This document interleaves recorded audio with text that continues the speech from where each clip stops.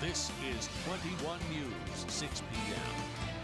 I want to give you just an idea of the size of these trees. Now, I'm only about 5 foot, but it really gives you an idea of how large this root system in this tree is. And if you follow the tree up to the roof where it landed, it's just bending the roof line. Well, 18 degrees may feel cold right now, Eric tells me, with wind chills. Tomorrow could be as cold as negative 15 degrees. And of course, that's only a precursor of things to come. It certainly is a happy day for Cleveland sports fans. It was only 4 years ago LeBron's decision to take his talents to South Beach left fans brokenhearted and maybe, just maybe, a little bitter.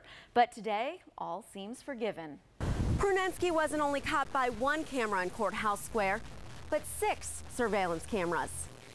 One officer tells me after she sideswiped the judge's car, she continued down High Street, came to a complete stop at the red light, flipped on her turn signal, and safely made a right-hand turn. Danielle, we were hearing reports of a riot. Are there any signs of the incident reaching that point?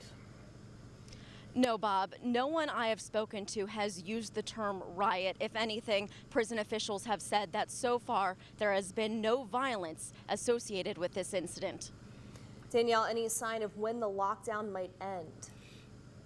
Not yet, Leslie.